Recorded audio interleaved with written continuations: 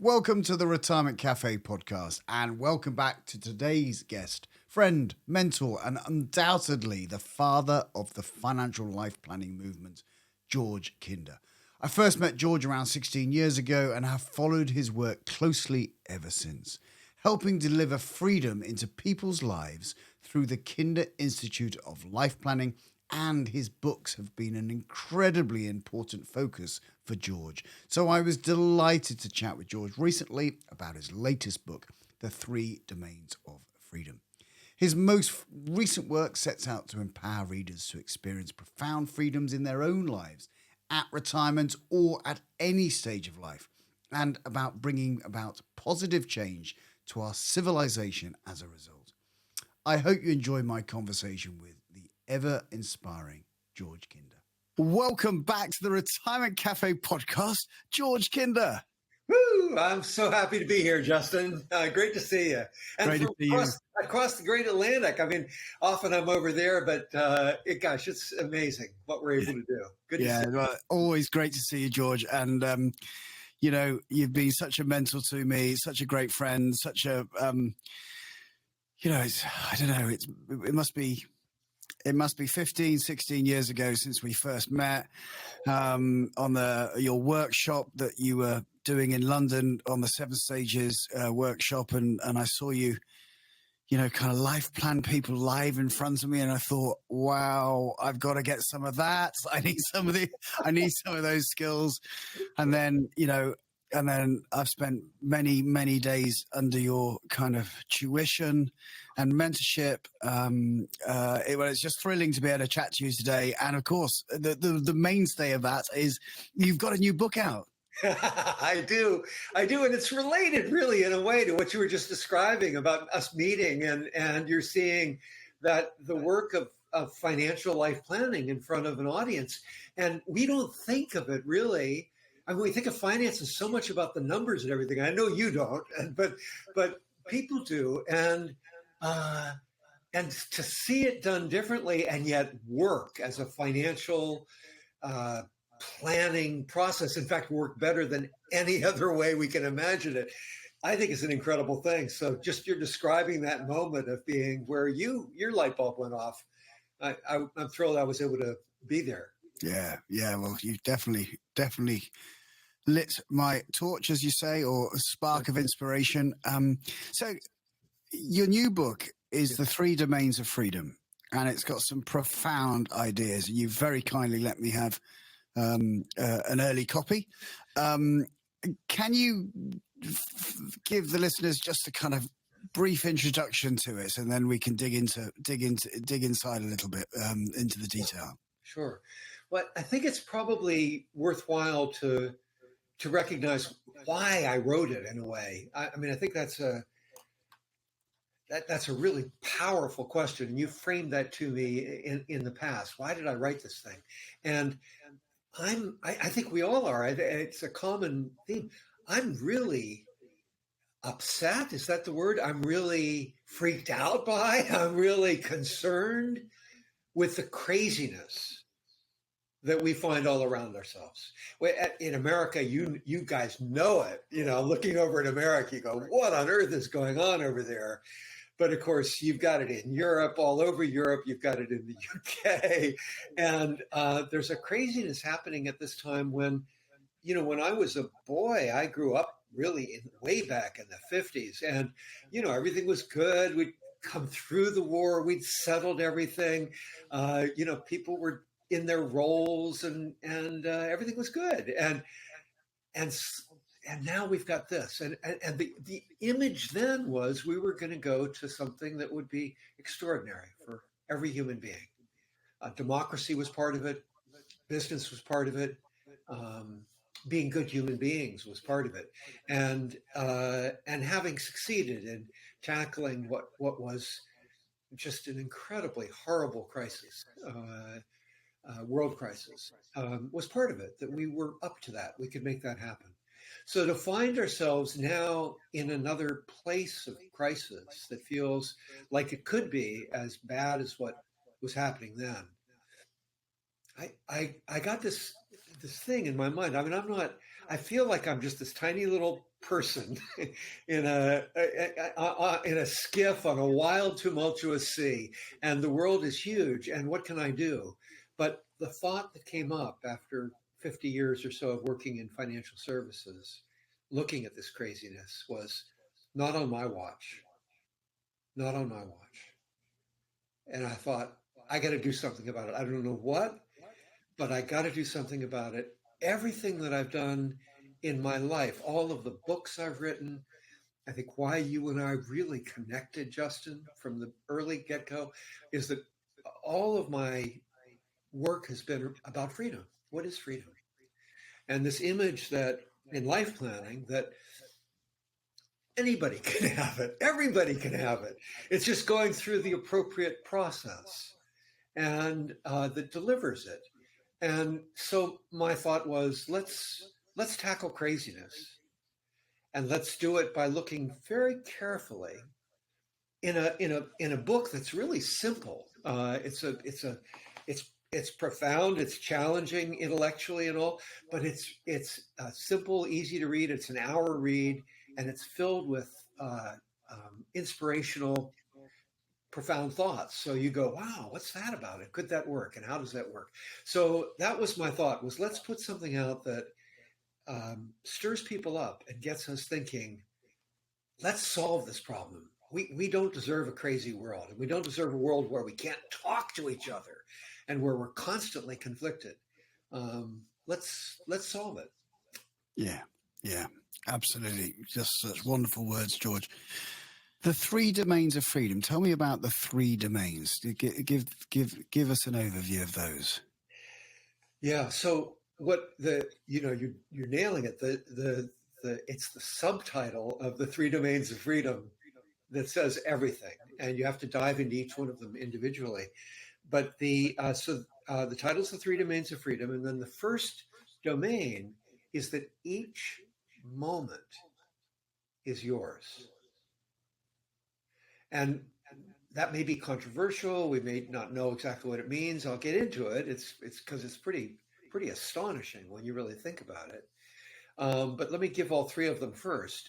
But we kind of intuitively go, yeah, well, that kind of makes sense. I can kind of get that. What is it? But what does he really mean? And then the second one is this is the second domain of freedom, is your life is yours. And this is your and my connection over the last 16 years. Your life is yours is saying life planning is a critical domain of freedom for everybody. And if we don't claim our life, there's something missing in our experience of freedom. And then the third one is the most kind of problematic for us, and why I wrote the book in a way, although the book summarizes a lot of my work throughout my life, personally and professionally. So the third domain of freedom is civilization is yours. And there we immediately go, well, wait a minute, there's all this craziness out there. There's crazy news. I don't have any power. I speak up and someone bullies me into not speaking, and it's crazy everywhere. There's wars that we didn't anticipate happening that are happening, and we don't trust our institutions. We don't know what the truth is sometimes. How can civilization be mine? And my notion there was going back to the 50s and going back to our ideals.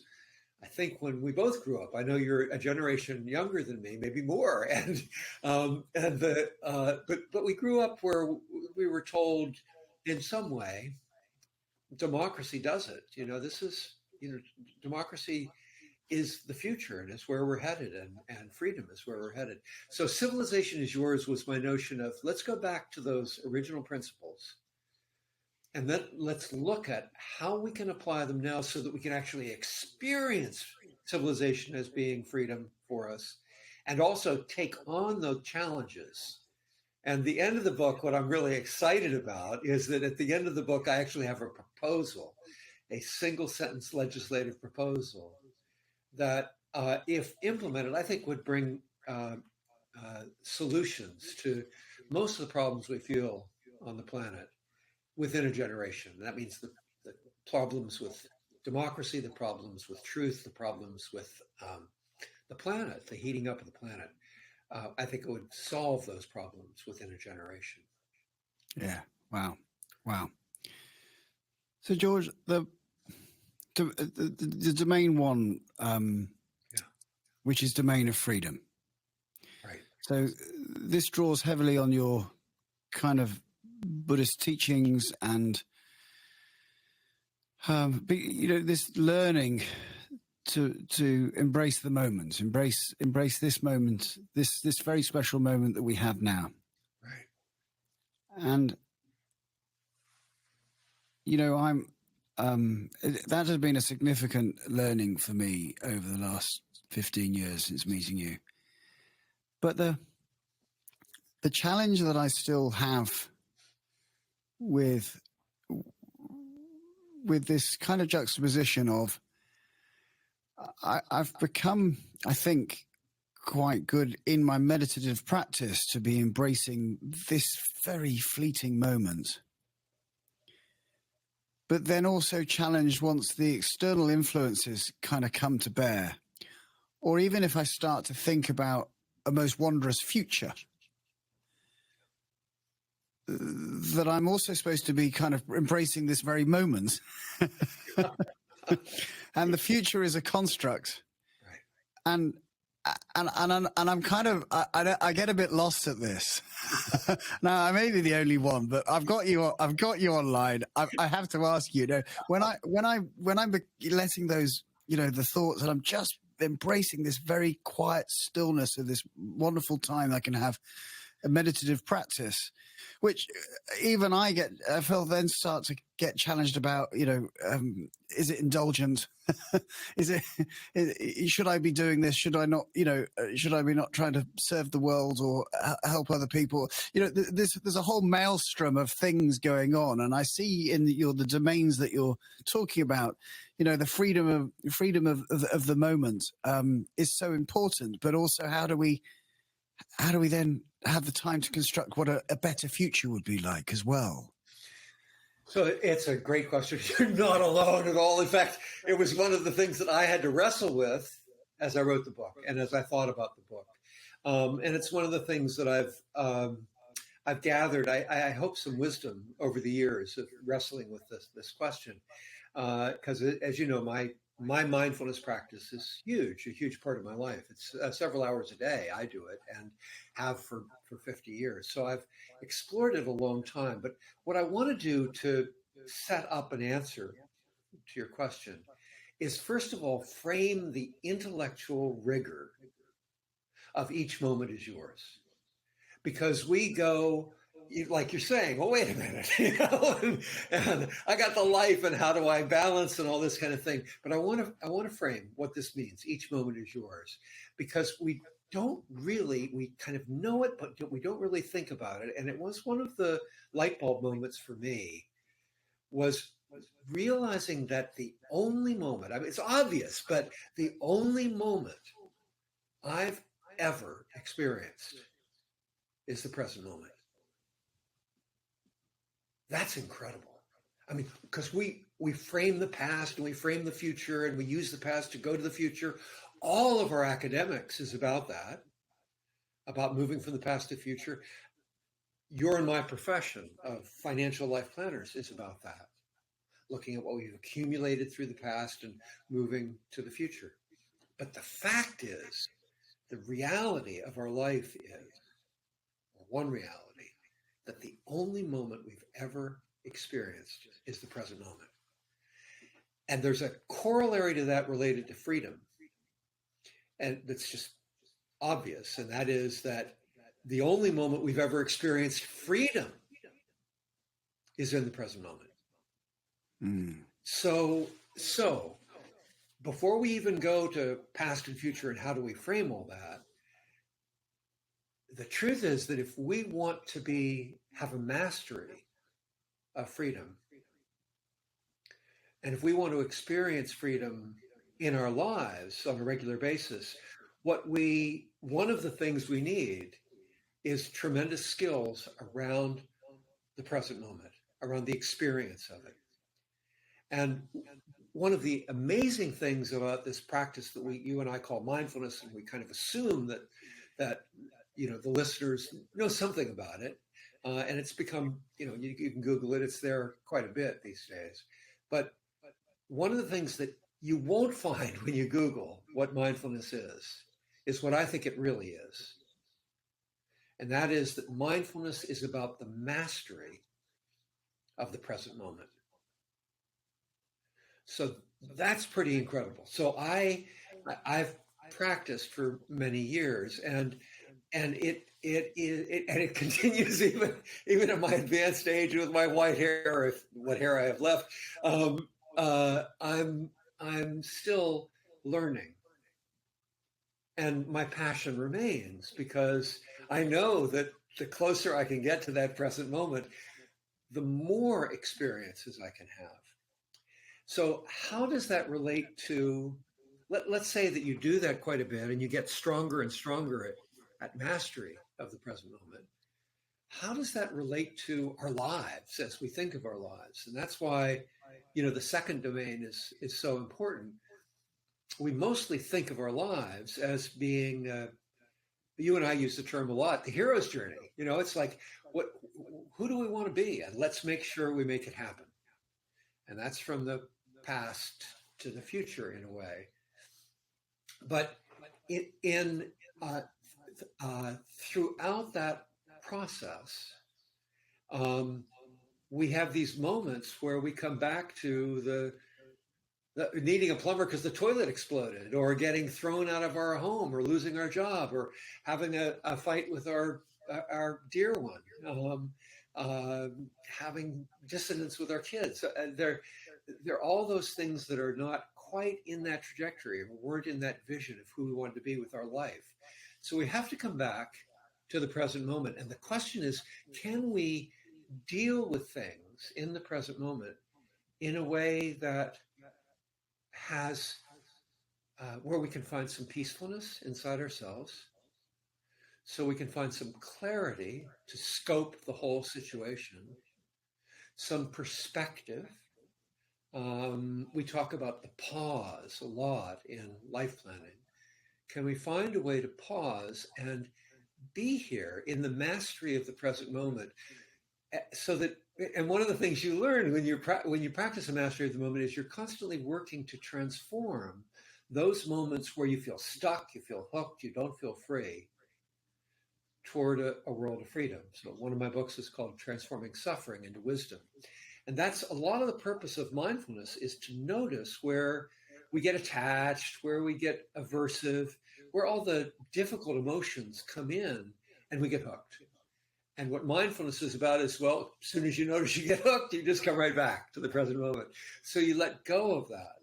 And the stronger you get at it, the more it means that throughout your life, whether it's dealing with the big issues of civilization or the big issues of family or your life trajectory, you're able to make wiser decisions.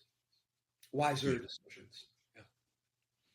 Is that helpful, Justin? That is really helpful, George. Now, of course, in the domain 3, where you talk about the freedom of civilization, the challenge, and I think you touched on this right at the beginning, where a feeling that we can all have of insignificance, I think was the word that you used. Right. And, I identify with that, without a doubt. And there is this aspect of, I think I've probably been guilty of this myself, whether it's guilty is the right word, but there's so much noise that, the kind of continual rhetoric of, give me the grace to control the things that I can control, and the wisdom to let the things that I can't, and I'm not quoting this well, but, to let the things go that I can't. Right. But when we look upon the world and we see such injustice, and we feel so small, there's a disempowerment. And I have this sense that with possibly the social unrest that we've experienced recently in the UK, that our masters and our institutions have significantly changed. You reference in the book, forgive me if I've got this wrong, Thomas Paine. Yeah, sure. Yeah. Now I have to apologize. I didn't know who Thomas Paine was. Oh my! Well, you grew up on the other side of the Atlantic. Yeah, but now I do, because of course, I did some research and I thought, wow, what a forefather, what wisdom from the 18th century this man had. Yeah. And one of his good friends lived very close to you, who was William Blake. Wow. And they communicated around this stuff. Anyway, right. Yeah. Right. Yeah. And of course, so I read some of his oratory, some of his rhetoric, and you just thought, wow, what wisdom coming from the mouths. And I've had a number of other conversations recently about the statesmen of the world seem to have, Nelson Mandela has passed on, the Queen, has now passed on, and we're now, we seem to be career politicians, and companies seem to be all about the profit. And then you also mentioned John Lewis, the John Lewis part. And we used to have all these mutual companies in the UK that were, the building societies were built for the people of that local community, and the insurance companies, and there was a lot of Quaker organizations that all of this, seems to have just gone. And then if you're feeling insignificant and you're looking around for inspiration, and you find it difficult to find this disempowerment feeling. And I know one of the classic things that you do, and you've taught me to do with the life planning approach, is also always to be very empathetic with the people that you're working with, and go, I realize this is all really, really, really tough. But what is it that you can do? Yeah. And this is where I think your book is really trying to address, is that this recognition that, it's not great, is it? and you're looking for inspiration and leadership around you, and you might struggle to find it. Yeah. But actually, whether it's in your own domain, for your own life plan, or the freedom of the civilization, to what is it that we can do for our communities and for our world that actually does invigorate and have authenticity and honesty and all the other, great, values that are, Thomas Paine was illustrating, when I read his oratory. Boy, believe it or not, I know you're talking about the insignificance, but you've just inspired me to be more active and engaged, reminding me of these people. Who was John Lewis? Who was Thomas Paine? He was just this individual person, and he thought he'd write pamphlets. It's as if he was giving a retirement show once a week or once a month or whatever. And he just kept doing it. And then the circumstances arose where what he was doing could speak to people who were going to make a huge difference around the establishment of democracy. It's really, us, because, we're, I'm as British as I can be for an American. And it's like, it's our culture. And he was just saying, hey, go for it in the right way. So I think that, when you're talking to ordinary people, I'm an ordinary person, you're an ordinary person. That's why we feel insignificant, because we're 1 out of 8 billion. But the truth is that every one of us is doing something, whether we're caring for an infant daughter, or we're out gardening in our garden and making it look beautiful, or whether we're bringing a kind smile to a person in the street, that whether we know them or we don't, we're bringing something into civilization that's good and it makes a difference. And we don't really know that, and that's why we feel insignificant. And part of the reason I wrote this third part is that it's because of that feeling of insignificance that we end up having what the psychologists call a codependent relationship with these large institutions, where they're powerful. I'm looking to them to see, how, a leader, as you were saying, where's the leadership, rather than going, I'm it. And every act of kindness I do is bringing an environment of freedom into the world. Every time I'm thoughtful, every time I quiet down my own kind of intensity to be able to listen, I'm adding something to the world. So, one of the purposes of writing that section was to attempt to remind everybody that we're all part of civilization. Civilization is who we are as a species. And yes, we may be just 1 out of 8 billion, but we're contacting all these other people. And it passes along. There are now studies of how happiness is infectious, contagious. And so you're acting with courage is contagious. You're reminding me of Nelson Mandela and Thomas Paine and John Lewis. Just inspired me. Just recalling who they are. It's contagious. So I don't know if I'm saying this well, but so part of this civilization is yours is we're already doing it. And you're doing it in spades, Justin. I mean, you've written a book that's really a phenomenal book on retirement, bringing in all kinds of people from your environment to talk with them and inspire people further. You have this radio show this podcast that brings in people, and where you have a serious conversation with them. I can't tell you how few, I've been interviewed hundreds of times over the last few years, how few really serious conversations there have been. You do it. Right. So you're doing it, other people are doing it in their own way. And then what I do at the end of that chapter is I say, yeah, and as you were saying a minute ago, the world's in a sorry place.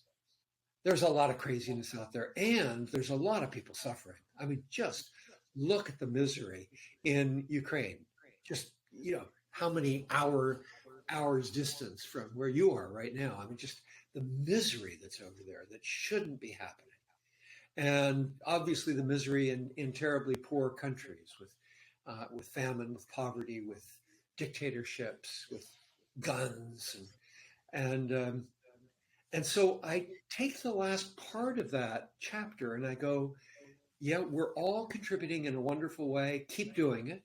Celebrate it, understand it, and celebrate other people. Everybody's doing it, and we're all doing a good job. But then there are these problems. How do we tackle them? And what I came up with was something, and it was partly came out of the life planning understanding, that if we inspire a vision that we all agree to, it's much easier to make it happen.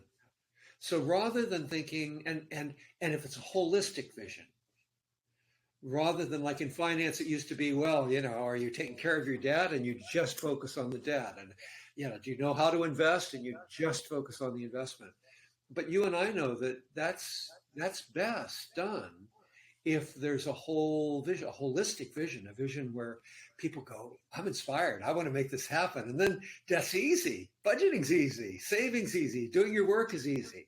And you realize that instead of it being a slog, you're feeling the vigor of it and the vitality of it because you're going where you're meant to go. So what I do at the end of this very thin, really simple, it's almost like a beach reading for the summer, is that I have crafted a single sentence legislative proposal that's really simple, that addresses how our institutional life is failing us. So it's back to where's the leadership, you know? Well, we're the leaders.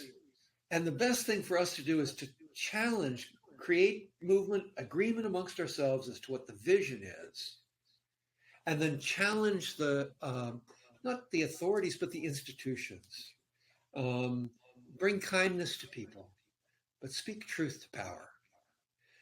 Is kind of the image, and the the legislative proposal. I mean, it brings up the obvious things like truth, democracy, the planet, and humanity. And it's like every institution, why, how did we ever set up a limited liability freedom to capitalize, have enormous debt if we need it, have enormous media power without also saying to them, hey, yeah, but you got to make sure that you don't undermine democracy or you don't slant the truth. You got to speak the truth all the time. If we're gonna give you this kind of power, you got to have a humane understanding inside yourselves. You don't violate the planet, and so I'm just writing that into law that for every corporation, nonprofit, and government, that they're required to place the truth, democracy, the planet, and humanity ahead of their own self-interest. Perfect, simple. Um, I think I got where you were aiming me, but That's brilliant, George. No, it is brilliant because, and I think gosh, if we can, and this can be influential in that in conversations within these organizations that I don't know. I feel that I feel. I feel that they need to start adulting. So many are run like a teenager, and yes, there isn't this feeling of honesty and truth and the planet and people and all the. It is very a short-termism kind of view, and they need to grow up. But coming back to the individual. What would you like for people listening to this podcast who are mostly retired or approaching retirement? And, one of the unique opportunities I always try and impress is that retirement is quite a renaissance. It's quite an amazing opportunity of time because not only have you got the vigor and the energy, you've possibly got the resources, financial resources maybe, to really apply your wisdom gained over 50 years of whatever career choice that you've had. And you may now have this unique time with huge experience to actually apply it and apply it possibly not for, and I'm not decrying it, but not it possibly doesn't have to be for financial reward. There's not often in your life where you can really embrace doing things for not financial reward. Plenty of people do throughout their lives. I absolutely agree with that, charitable work, etc. But for an awful lot of people, they're trying to pay the bills, they're trying to buy a home, they're trying to get their children to school, whatever it may be, and they donate their time and resources and their energies to that, and I admire that. But the unique opportunity retirees have is that often that they may have created enough resources, financial resources, and just experience and knowledge that they can bring to the world now to possibly have a significant impact on the organizations and the institutions around us. What with that knowledge of we may be communicating with that demographic of our audience, what words of wisdom or words of encouragement can you give them? Well, again, I want to applaud you, Justin, because you just inspired me again, and just to see how you have developed inside yourself an understanding of what retirement is in a really refreshing and profoundly inspiring way. What is it that we can do that will make the world a better place, really? And I think that All three domains of freedom are helpful. So if you're retired and you don't feel like you're living, the life that you really want to live, get life planned and make sure that you are, and that you're pursuing it at the very least. And a lot of your energy is going into that. And I think it's very helpful if you can tolerate the sitting for 20 minutes and returning to the breath. And it's a challenge for all of us, to do it, because you'll find that you actually will master the present moment more, and you'll have more peace that's not just financial and time of life and all of that, but more mastery of it, which is incredible. But then coming to this piece of what can you do? I mean, we all want to give back, isn't that? I mean, we do. It's an amazing time of life where we actually can think a little bit and think about, are there ways we can give back? And for sure, to maximize whatever you're doing. And in terms of what we're just talking about now, about this insignificance that we feel, I mean, the people you're talking about, the retired people, they have the potential to be the leaders, to be the mentors, to be the change agents that make this happen, because they've got sufficient time to be on a committee, to be part of a community and to start talking about it and about these kinds of things. So I look at what it is that you're doing right now, but oh gosh, please read the last chapter of the book and think about this fiduciary in all things. That's what I call this legislative proposal. Think about bringing that out more, because I think we can change the whole world in a generation. And I'm willing to come. Give me a call if you got an event or whatever, or at least get zoomed in. But what I'm trying to do is to create enough of a groundswell where we all say this is crazy, and there is an alternative. I realize it's going to take a while to get that alternative going, but create that groundswell, create that movement. And then, I mean, where I'm at right now, Justin, actually, is I'm beginning to look at who could help me put together a conference. Because when I've talked with podcasters and people I've been interviewed by, and I've said, hey, what if we did a conference just looking at fiduciary in all things and transforming civilization with this? What do you think? And every single one of them has said, let me know when it's happening. I want to come. So can we find the institution, the advisory community? It could be, I don't know where it is. It could be the Rotary. Where is it that we can gather a day and bring in some leaders from academics, from economics, from finance, from business, from community, from family. Bring them in and go, what would this be like if we did this? And help make the vision stronger and begin to look at, how do we implement? How do we make it happen? I don't know if I'm quite nailing what you're looking for, but that's what I do. I'd go at it, man. I mean, you are free, and let's make the world a great place. Yeah. Yeah. Wise words, as always, George. Thank you so much for spending time with me today. Where can people get the book? I know I got it on a Kindle straight away, so I could read it immediately. But so obviously Amazon's got it. Where else can you get it? I think Amazon is a great place to get it, because we can now get these kind of things instantaneously, and as you say, you can do it with Kindle as well. And if you're curious about more stuff about it, georgekinder.com has kind of all of my thought leadership. And kinderinstitute.com really focuses on the life planning aspect. Yeah.